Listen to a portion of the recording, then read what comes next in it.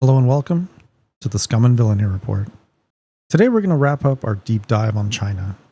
Over the last few videos, we looked at the troubles within the real estate market, which makes up to 25% of China's GDP, as well as the cracks that are forming in the pension schemes for China's booming elderly population. Both of these major issues are exacerbated by China's disastrous demographics.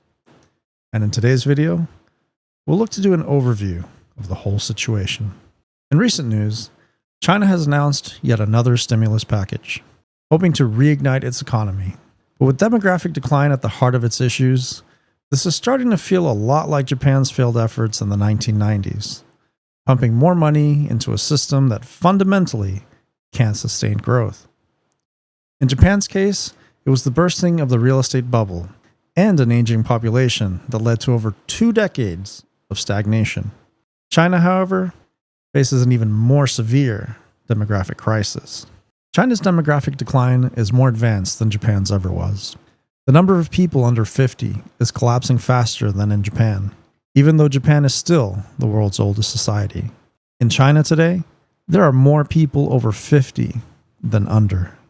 With a shrinking younger population, the potential for consumption-driven growth is almost non-existent. So what is China planning with this new stimulus? They're looking at issuing hundreds of billions in debt, something they've historically avoided. But the question is, where will that money go? 3 areas are on the table: finishing uncompleted housing projects, bailing out local government debt, and expanding industrial capacity. First, finishing uncompleted properties might seem like a way to stabilize the housing market.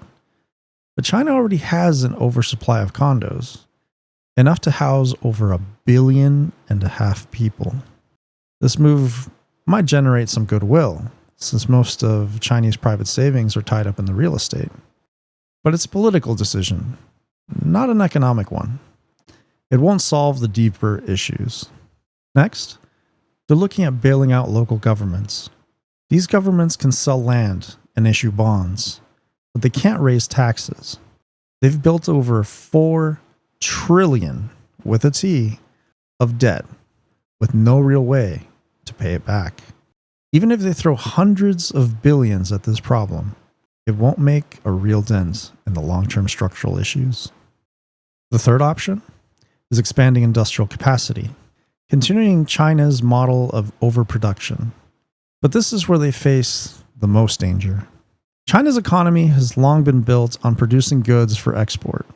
But with tariffs from the US, Europe, and even emerging markets like Brazil and Indonesia, there's no longer anywhere for this overproduction to go. Overproduction leads to deflation, which can be even more dangerous than inflation.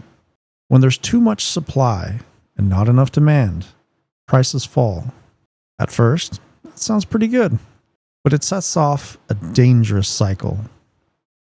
As prices fall, people delay purchases, expecting further declines. This worsens the gap between supply and demand, and eventually, factories shut down, jobs are lost, and demand collapses entirely. Japan went through a persistent but mild form of deflation starting in the late 1990s. The Great Depression also had elements of this deflationary spiral. In both cases, the only way out was to bring supply and demand back into balance, either by cutting supply or boosting demand. But in China, increasing demand is nearly impossible.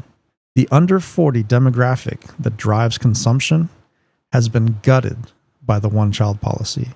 And now, birth rates in urban areas are less than a quarter of replacement levels. That leaves one option: cutting supply. But this poses a huge risk for China's employment and social stability. China's economic model for the last 40 years has been overproduction, exporting everything from steel and cement to electronics and vehicles. But now, even emerging economies are rejecting Chinese exports. Brazil, Indonesia, Turkey, and even Russia have all imposed restrictions on Chinese imports to protect their own markets. A year ago, China's industrial capacity was already double what they needed. Now, with more markets closing off, they're stuck with enormous overcapacity, and any new stimulus will just add to that. If China doesn't cut its industrial capacity, it faces a deflationary collapse. But cutting it means gutting the employment system that has kept social unrest in check. This puts China in an impossible position. Demographics, trade wars, deflation, resource shortages. The list of potential triggers for collapse is very long. Now, internal miscalculations and an outdated economic model could push them over the edge. With Chairman Xi centralizing power and decision-making, the chances of policy innovation are very slim. All told, China's demographic and economic crises have become very real, very fast, as the country struggles to adjust to a world that can no longer support its overproduction model. The risk of collapse looms large. The question now is, will China find a way to adapt, or is it too late? Well, that's all I got for today. If you like the content and enjoyed this deep dive into China for the year 2024, please consider a like and subscribe for more in the future. Till next time.